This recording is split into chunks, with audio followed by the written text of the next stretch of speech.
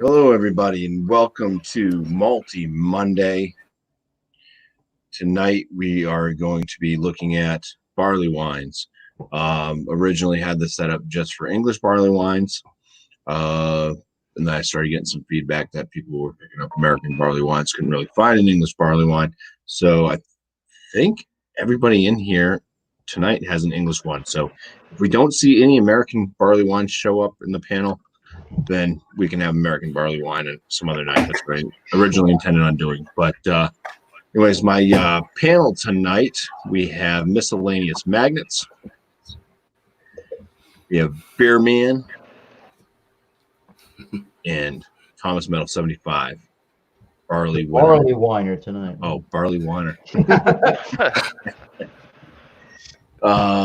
And myself, Bumpy Road.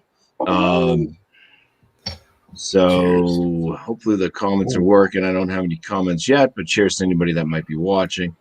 Thank you so much. And if you do have a barley wine, please drink along. And I'm going to also put in the StreamYard link right there. So if anybody does want to join up that might have a barley wine in the chat that wants to come on panel, please do. Cheers, John. Hi, John. Hey, John.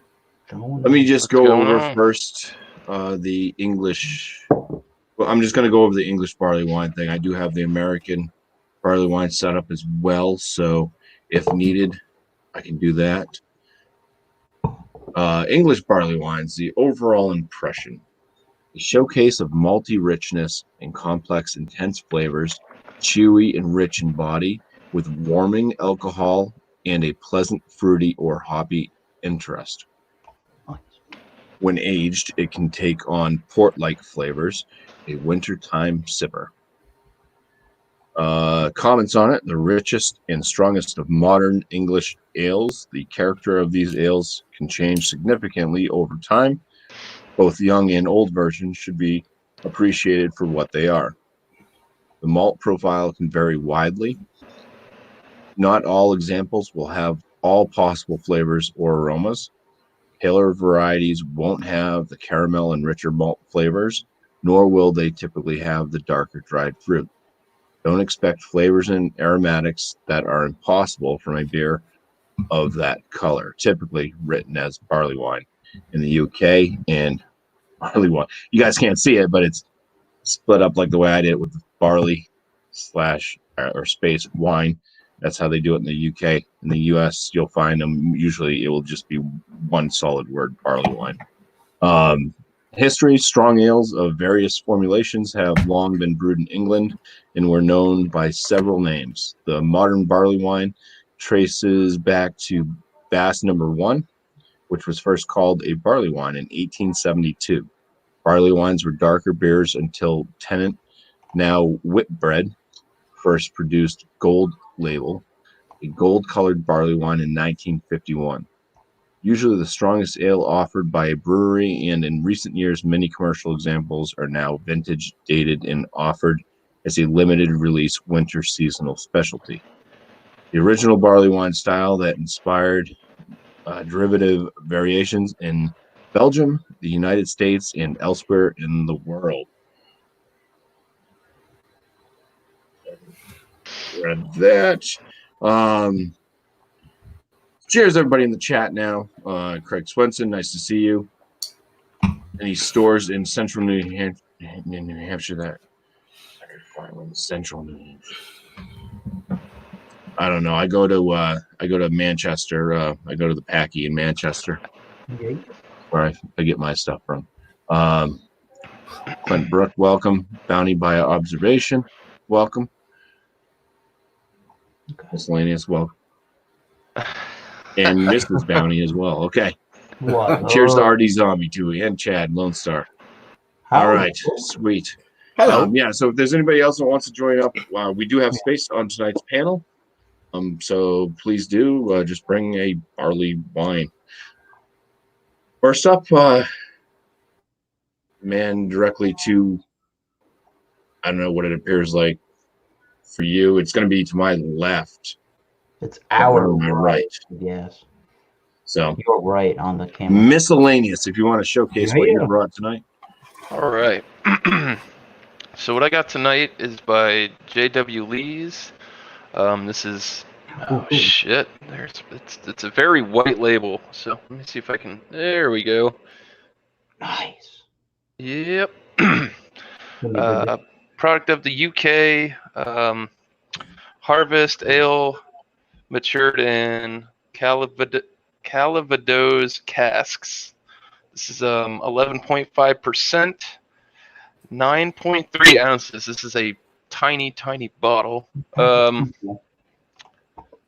me see. It says it's a limited edition. It says brewed in 2012. I don't think that's correct. That's pretty old. I wouldn't pass that by that company. Yeah, what they make is pretty much meant to be kept for a while, or they age it themselves for like maybe a year before wraps it in the bottle too.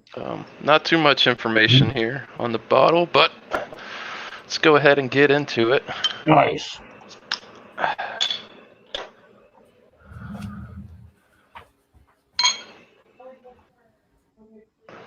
Ooh. That looks muddy. Whoa. No. Carbonation, not so much. Not so much. I don't even think it hissed when I opened the bottle up. Bumpy. Wow. Interesting smell. Caramel, sweet toffee. This does not look appealing. It looks like iced tea. Amber. Is that my little boyfriend over there? It's miscellaneous' turn, Drewski. Take a drink, miscellaneous. Okay. No, I'm talking about you. Cheers, guys. It's different, man. Cheers, guys. It's definitely got could definitely taste the cask, the barrel age in it. Goodbye, motherfucker. Sweet. It's got some chocolatey notes coming out of it. Very different than any of the other barley wines I've had. This actually does have some carbonation in it, man. There's a lot of bubbles. There's a lot of stuff going on in there. I know you guys can't see it, but Is it sediment rich? not really. It's hard to say. Yeah, no, I don't see anything settling. Cool. It is really hard to see through this. I mean, it does. It looks like dirty, mucky iced tea. But not too bad. I like it. Definitely some brains and I don't know. It's complex. It's the first time I've had a barley wine that didn't come from the United States. It does have like a wine-like quality, smooth on the palate. Got a nice finish. It's not a real dry finish. It sticks with you. The flavor's good. But I like it. I mean, not too boozy for an 11.5. You get a little bit of that. It's got some wine-like qualities to it, but I guess it is a barley wine. And if it's as old as it says it is, that would make perfect sense. So, cheers, guys. Cheers. Cheers. Cheers.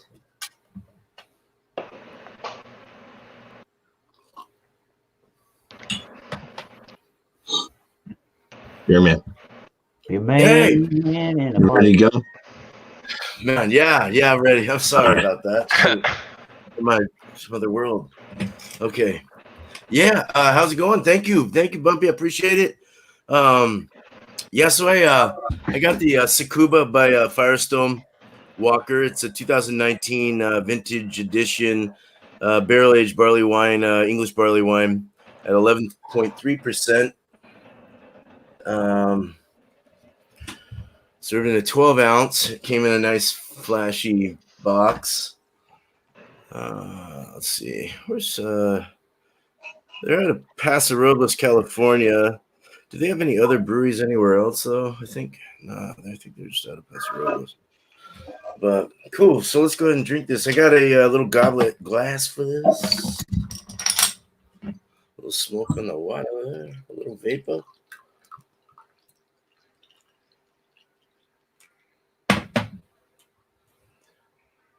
So we have barely no head, like a fingernail, pinky nail. Let's smell this. It's nice and rich. It's got like a caramel toffee note to it. Roasted malts, very malty and very caramel toffee. A slight fruit. There's a little cherry in there. A slight cherry. I get a little pinch. Cherry and some other I don't know, maybe some. I don't know. I'm gonna go with cherry. It's a dark amber, a rich, dark, almost reddish amber in my light. I don't have the greatest light. It is clear, but it's slightly hazy though to some degree. More of a dull clarity. It's got about a medium, slow to medium rising bubble. It doesn't look too accelerated or anything, but it's clean. It's a clean beer. Let's drink it. Cheers. Cheers, man. Well, it has to have been in some whiskey barrels or something because it's got kind of a whiskey vanilla flavor to it. Very woody barrel like flavor, real natural woody flavors coming out of this. Real soft. It is heaty in the back. You do get a little bit of alcohol in there, pushing up there, a little boozy. Soft though, creamy. Very easy to drink. It goes in smooth, lathers your mouth, and with a nice sticky lathering coating of beer. It's just awesome. It's very malty, very caramel, toffee, same as the nose, in the flavors as well, all around your palate, tongue, everything. It does start to tang and dry off a bit in the back. Probably it got a little heat. There's a little burning heat in the throat right now. So it does dry off, probably a longer finish actually, but it's not bad and it tastes good. And I'm actually happy with this. So right on. Cheers. How much ABV is in that said beer there, Mr. Beerman? 11.3. All right. Cool. What was your number on your bottle? IBU OG 24.5. No. Right above all that. Right after it says Cicada. Number 8. Here's number 8 too. Yeah, mine was number 8. Mine's number 8 as well. Cool. Oh wow, so the same batch. Same batch, yeah. That's crazy. That's This is gonna be interesting. Cool. Coasts apart. Same batch, people. Well, cheers, guys. No bullshit. You guys are on like the total opposite sides of the country. That's weird. That's weird, man. Right on. So I guess I'm up next. So I did find the date code, and I think this says 030220. I think that's, you probably can't really read that. No, not really. There's an 030220 there and some lot numbers. But I am drinking from Easton, Pennsylvania, Weyerbacher Brewing Company. This is their barley wine called Blithering Eve. There you go. And that was $4.01 for a single bottle of that. And Blithering Idiot is 11.1% alcohol by volume. And according to Untapped, it is 34 IBUs. Their website, weyerbacher.com, is not working at the moment. It is brewed in the British tradition of balanced hearty ales. It's deep copper color ale with notes of date and fig. The finish is warm and fruity and bakes for another sip. Put it in a brandy snifter or wine glass and eat it with full flavored meals and cheeses or as an after dinner drink. All right. And that best by date is 5 years out beyond the bottling date. But I think you can even go further depending on how you're going to age that. So, yeah. I've had this one maybe once or twice before, but I don't remember a whole bunch about it until I've had a couple of sips here. You can see where the sediment, or where the what do you call that, the lacing started, and that's where the head was initially, all the way up there. We're definitely getting a purple, dark brown, but it's definitely purple, more of that color. Did have a nice collar or nice head of tan foam. Now it's just a finger around the Teku glass. It does actually have okay carbonation, not dead, and there is some like little small particles of sediment, and it's not completely see-through, but it is pretty opaque for what it is. The nose on this one is that chewy. It can just tell it's got a big caramel maltiness toffee, a lot of maltiness to it, big molasses splash on the nose. Figs, dates, as they said. I'm gonna go with dark soaked cherries and raisins, lots of raisins. There may be even a little bit of a semi-sweet, like a dark kind of chocolate on the nose to that one. And you can tell that there's a big amount of alcohol in that one. I'm trying to remember an alcohol that reminds me of maybe like a darker kind of rum.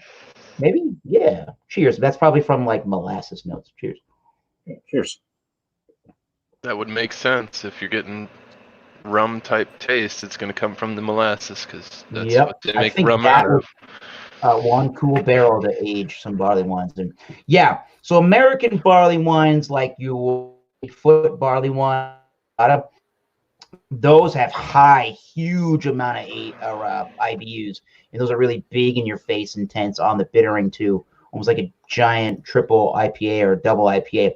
This style that I'm drinking on now, and I think what mostly we have today, is more on that malty, fruity, syrupy, kind of sweeter side and chewy side than it is bitter. But I am getting some earthy bitterness to it, maybe some more like floral and grassy kind of notes. Nothing really citrusy. The fruits, all what I said in the nose, the raisins, dates, figs. Huge chewy, like a brown bread molasses. Syrupy, I can feel the syrup and some alcohol enveloping the mouth. Definitely like a brown bread, almost like a cinnamony kind of a sensation when it dries. It's probably on the low side of a full body, but it's pretty full. It's got a nice crispness to it. It does clear the palate off the tongue. And is it refreshing? It's not really a chore to drink it. So I'm going to say that it is kind of on the refreshing side for what this thing is. Yes, it drinks big, but does it drink big like a 11% Imperial Stout? No, I think this actually has a little bit more drinkability, but it's chewy and it's got a little bit of a sticky mouthfeel to it, so you got to be prepared for that. So far, that one is just pretty damn delicious. Yeah, I can see the Sakaba and how that's would be cool with barrel aging on that. Yeah, nice stuff. Pennsylvania. Right. What? I'm going to bring Drewski up, and I'm going to ask Drewski a question, which I doubt that he has one. But Drewski, do you have a barley wine? Barley wine. I have a Coors. All right. Well, you just hang down in the basement, and when this is all done, we'll bring you back up. Okay? Come on back. All right. You know what Yes. Cheers to the chat and those that are watching this tonight. I appreciate it. Cheers, Jeremy. I have the exact same beer. Happy belated what? Birthday. For Jeremy? Oh, well, yeah. Happy B-Day, I did not get to go on a stream with that man, but happy birthday to you. Nice. So the exact identical number 8, everything that Beer Man had, so you guys don't have to actually listen to me talk about it. I'll just pour it and show you, and well, see what I can get out of it. Everybody can have like a little bit of different differences, especially depending on how it was treated and stuff. And I treated this thing very poorly and left it out in the heat. Slacker. Yeah. But yeah, it's 11.3%. Today, so that's not too bad. It's got it's got like a kind of khaki colored head to it. Yeah. Oh yeah, I can smell the malt and stuff right off that thing. Almost a cherry looking coloration. I can't show you really. I mean, kind of a little bit of it. A little bit. It is, but it isn't, right? Yeah, it's got red hues to it. It's definitely dark. The aromas, yeah, big malty nose. There is a bit of chocolate with a cherry note in there, so it's almost like those chocolate cordials, I think they are, but Yeah. not with the Yeah. cream. I noticed a little bit of an oak smell.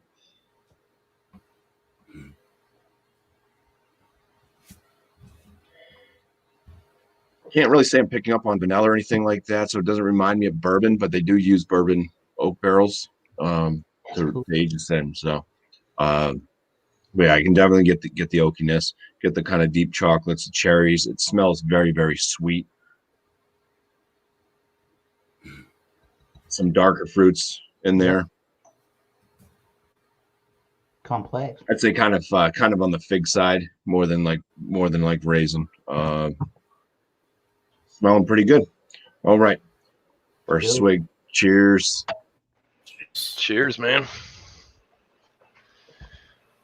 You tell me if that's a little bit more drinkable for an 11% beer than, say, like the same percentage of like an imperial stout. Well, the body on it seems lighter. Like it has like a lighter feel to the body. For me, lower carbonation. Yeah, maybe that's it too. I mean, it still has the carbonation feel. You still get the bubbly, but it's I'd say it's on. If it is reaching medium, it's on the lower side, the lower threshold of medium carbonation. But yeah, big sweet mouthfeel flavor, I should say. Definitely get some dark chocolate notes in there. There's a little tad bit of like a graininess at the very forefront, but it's pretty sweet.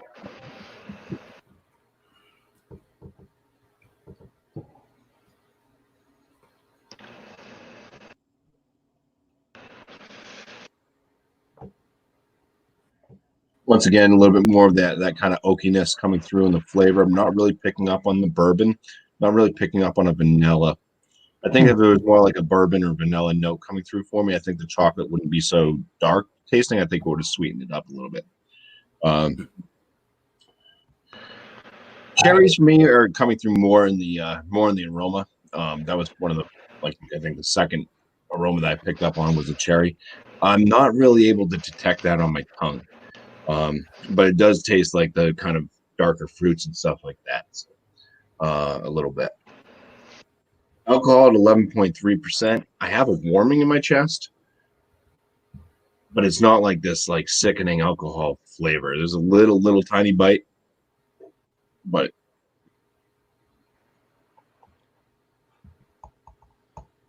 say this drink's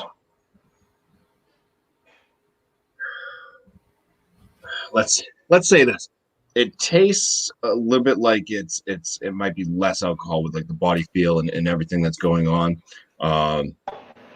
But I do think that by the end of the night, if you had a couple of these, you would definitely you would be quite Get buzzed. your ass kicked. Yeah, this is gonna creep up on you. I'm already feeling it, man. Just a little bit. I will agree with that. That's just a beer. I just noticed. Wait a minute. You know what? Barley Wine. Strong as hell. It's an English Barley Wine. Try it. Smell it. Why I'll strong? finish his statement. Okay. He doesn't want. No, another one. No, It's not for everybody. It really isn't. It's such a unique style. Yes, warming in your chest. Oh, the first sign of COVID. Oh, no. Sweet. Drink That this. got brought. That'll kill the That cold. got brought to the channel. Yeah, I'm enjoying this. I think it's good. I'm not sure how everybody else feels about them. This isn't something I would want in my weekly diet. But maybe once a week, a couple times. I don't know. I don't know. The more that I drank on mine, it's definitely got a lot more. Excuse me. Complex, for sure. I'm starting to get some vanilla notes. I'm getting butterscotch. I'm getting I am getting some dark fruits like raisins or prunes and the longer that this is set, I mean, yeah, there's a little bit of sediment in there. It's definitely lightened up, 100%. I would agree with that on my Because end. that thing looked like almost This had a lot of floaties. muddy. It looked like sweet tea, and now it's a lot more amber colored. Water. Definitely sweet. I'm feeling this beer. Ooh. So for the JW Lees out of the UK, this was actually a spendy bottle. It's the only English barley wine I could find. I think I paid $14.99. Smaller bottle, like I said, at 9.3 fluid ounces. But it's good. I mean, for what it's supposed to be, I actually really enjoy this. Definitely different from the American version, because I tried that one by the brewery with you guys. Yeah. And totally different beast this is. 100%. IBU for it a bit. I looked at it on Beer Advocate. They say that this is scored at a 95. So that's pretty high. It's at a world renowned, I guess. Definitely sticky, syrupy mouthfeel. I don't know if I would call it a full body beer. It's more on the high medium side. It's like teetering right there on the edge. But I think the syrupiness, the stickiness that actually like coats your tongue and all your teeth, and it's just all over the place. Fairly good. I'm gonna stick with what Beer Advocate said, and I'm gonna score this 95. This is actually a really good barley wine, and other reviews on there said the same thing. They got no head, no lacing. It seemed like a very flat beer, but there was some slight carbonations off of the get-go. So Still got a little head and a little lacing on mine. I got a quick question for the panel, especially Beer Man and Bumpy Road, because even as I do a little quick scan through BJCP, I'm still a little confused myself. The answer that I seem to get is they're probably not as big and not as strong as either an English barley wine or an American barley wine. But do either of you know any more besides that on what makes the style called old ale different than barley wine styles? There's a topic of that in the Beer Bible. I actually just read through it, and there's lots of confusingness. Like it's like the same thing with like the ESBs and pale ales. It's like, what's the real difference? You know, it's right. You know, or porters and stouts. It's like it starts off one way, and then it just kind of comes down to they just considered like old ales, like it because they basically went away for a while, and then old ales came back, and they basically just considered it like, well, that's an older style, so that's an old ale. But they're very, very similar. Yep. ABVs, they barrel age some of them. They do all these different things. They're very, very similar. But this one, in all reality, I mean, is an old English ale, and this was this doesn't taste anything like this, and this is not a barley wine. The BJCP talks about with their overall impression from their 2008 guidelines. For the old ale, an ale significant of alcoholic strength, bigger than strong bitters and brown porters, usually not as strong or rich as barley wine, usually tilted towards a sweeter, maltier balance. If that makes sense. For the English, I could agree with that on the beer that I just showed you guys. It was definitely not as sweet as this. It had had some bittering notes to it, you know. But it runs a lot of the same lines as like a Scottish ale or something like that. It's an old ale. It's not. They don't, like in Scotland. They didn't have any hops.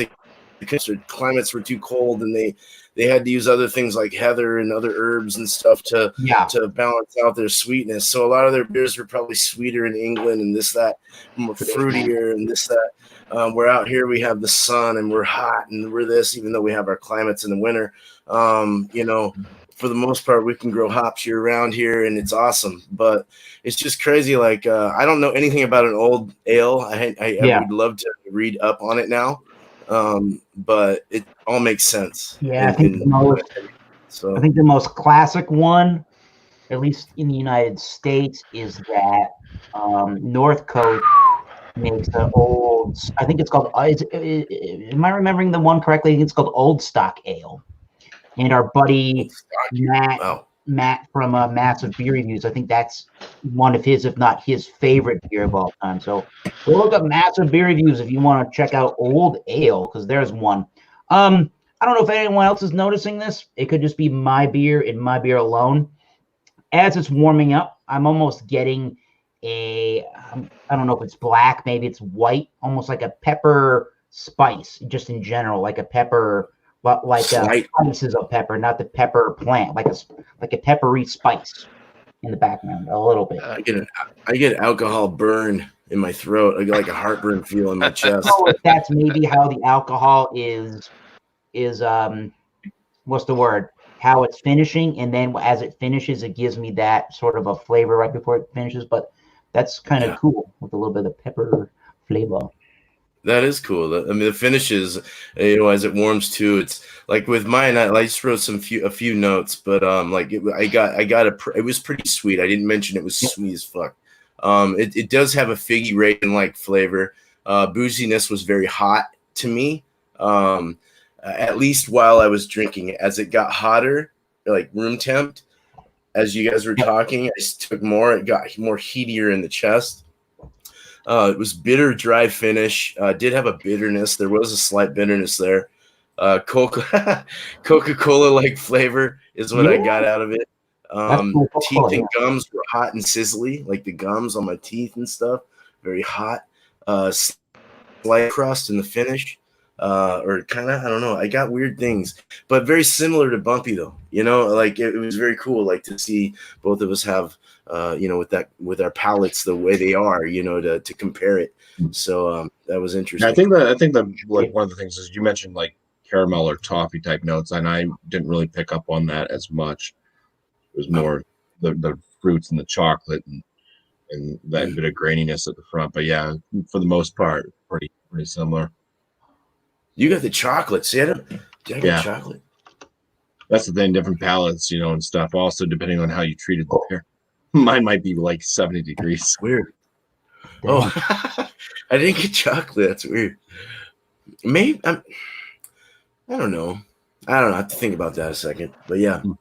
Okay, so I messaged the Weyerbacher Brewery on Facebook. I messaged them physically, and they came back to me and said their tap room is down, but they have another website that they were able to bring me to that shows me what's available for them to go at their Easton, Pennsylvania brewery. So all they say about this beer, the Blithering Idiot, is intense malty notes of date and figs with a warm and amp fruity finish. In 12-ounce bottle should be $260 there. I paid $401. That's kind of a ripoff. And a 4-pack of this is $10.40. You can get 32 ounces and 64-ounce growlers, and they're really good prices. So, yeah, if you're in the Northeast, I don't know how far Weyerbacher gets into. You emailed them while you were here? Part of the country, but damn, is this one pretty good for that price point? Less than $5. There you go.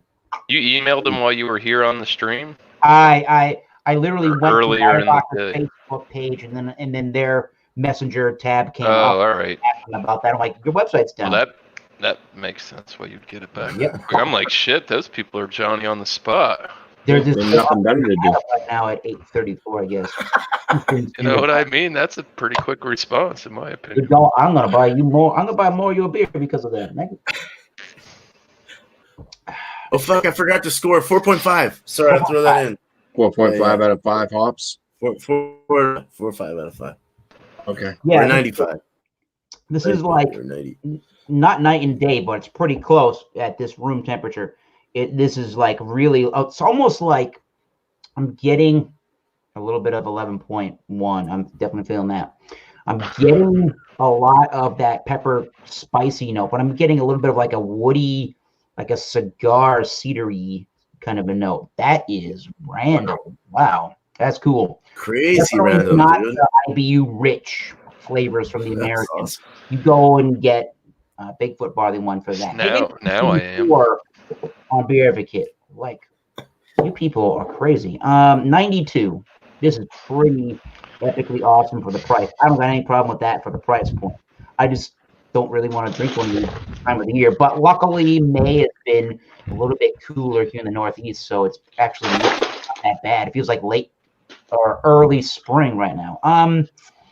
Yeah, it's got all of those notes you want with the dark fruits, and it's got a little bit of that sticky toffee mouthfeel. And I like that little unique twist with that peppercorn cedary kind of a spicy woody note. So cheers. Yeah. Cheers, man. Pretty Awesome. good. Before I give my score, since Eric brought it up, I'm just going to read this little passage in this book. It says, barley wines and old ales. Dense, velvety beers of great heft and strength, barley wines are as robust as grape wines and like dessert wines. Some are rounded and sweet, while others are aggressively bitter. All can handle additional time in the bottle, and cellar barley wines may improve for years. Old ales vary broadly by brewer, from light-bodied dark ale all the way to immense ales with the strength of barley wines. Indeed, there's a great overlap between the two types. Historically, old ales were aged in barrels infected with wild yeast, producing dry sherry-like finishes. A style returning with the recent rise of barrel aging programs in the U.S., barley wines and old ales are intense enough to overwhelm most foods and serve as an ideal digestive or nightcap. Nice. That's basically what they. That's why I was like, I don't know. If you read through, I mean, a lot of the old ales and stuff you'll find, especially over in England, they started brewing them with lower ABV. They were like in the 4 to 5% range, and then there's some that are up there in the 9 to 10% range. Yeah. I think all Right. barley wines are, I think, at least 8% and above. Big beers. Yep. Oh, yeah, my score 95. Nice. Well, thanks, BuMpY, for not pulling any punches. Yeah, I think we got Concise and to the 395, 92. Not bad. Beerman, myself, we had the same beer and we had the same score. Yeah. Yeah. It's crazy, Yeah. BuMpY. You called that yesterday. He's like, somebody's going to have the same beer as me. That's all they had. He did. Yeah. It's pretty easy for that to And happen. it's out of the same batch, though. That's what's fucking puts it They over the did have- top. There was one by the brewery out of Paso, in Southern Cal, but it was like some weird white chocolate one or something. But it was like freaking $13. I was like, nah, man. This was 10. This was over. I think it was like 9 or 10. But That's a steal for what it is. Yeah. it's worth it. This is fun. I like this shit. Yeah, barley wines. Definitely consider them fun beers. The craft beer of the malt liquor world. Ooh. Yeah, it's a good beer. I drank through this. I mean, I've never drank through the strong ones this fast. I So. challenge all you malt liquor 40 people to drink a barley wine. All right. Yeah, so right. Put your 8% malt liquors now I away. need everybody to make sure that Drewski behaves himself. I can't be responsible for that. Hey, What's up, man, what's up, Drewski? dude? All right, Drewski, you're drinking. What are you drinking right now? Drinking a goddamn normal beer. What? Okay. Well, I'm gonna bring you up. I'm gonna bring you up so you can do a little review on it while I go. To the bathroom. And fuck you, Eric, Thomas, whatever your fucking name is. Dude, you can make all the channels you want about me. I don't give two shits. I don't and I don't give a fuck. vote enough time in the day Not to doing this. just so you know. not. I don't think it's Thomas Metal making Drewski things. He just has one picture. Yes, it is, dude. He's All the right. biggest Well, this is goddamn. a different channel, so we're gonna Thank you. not deal with that on a video that's gonna be staying up. But that's a no day of the week basis to deal with. Hey, look, it's Al Bundy. Alabama hasn't caught much barley wine. Bigfoot is about all I see here. And that beer Women's shoes. I was literally in a chat once when when somebody showed up that said Drewski drink on my Jim Beam. I don't know. Whatever. This ain't my channel. This is yours, Bob. Yeah. All right. Well, I'm gonna hit the restroom real quick. So if anybody has anything going on they want to talk about, upcoming events on their channel, whatnot, go through all that stuff, and I'll be right back. Okay. And then I'll have some messages, I guess. All right. Well, Yeah. So guys, look forward to it. I don't have anything going on. We joined everybody else, don't we? Yeah. No, I got to get out and get back on the grind here soon. I'll be posting something. I tried to do I played on my Oculus last night and went live, and I hit the X on the program, but I guess I didn't end it, and I woke up this morning and it said it's like, oh, it's 6 hours and 45 minutes long. I'm like, yep, delete. Oops. That's fun. So, That sounds like a beer man. well, That's what I do. but Um, I am looking yeah. forward to getting into this. I want to retry this fucking thing. My yeah, arch that's a good nemesis. beer, man. Yeah. I hated it the first time I tried that fucking beer. Yeah. I would agree with that. Yeah. Thomas Metal 75. Go look up that channel.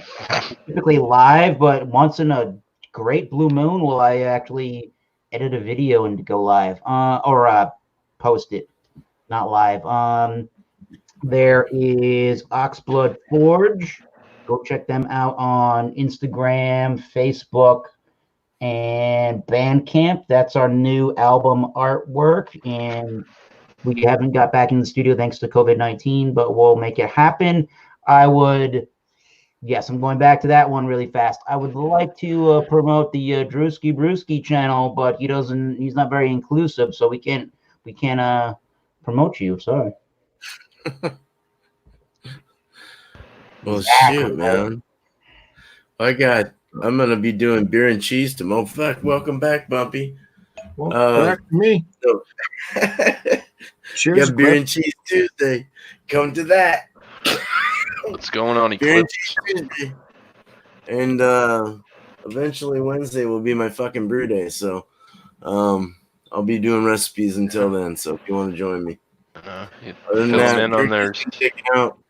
jerky's taken out. Didn't have enough visitors and this, that, and I just wasn't feeling it. So plus it was giving me diarrhea. So I had to stop doing the jerky. More cheese. Issues. So more cheese. I'd rather have blockage than runs. So He's on to something. more cheese. Eat cheese every day. If you want jerky, we can start it, but I'm okay right now. Cheers. Ding. Well, I mean, what's going on my channel? The Multi Monday. Every Monday, here. at 8 p.m. Eastern time. We don't know what the beer is going to be until Wednesday. I usually find out after a poll's created, and then Wednesday I find out after Wildcard Wednesday comes to an end as to what's leading in the polls, and then I'll put up a short little video explaining what beer to bring for the next Multi Monday. That's how that's all works. My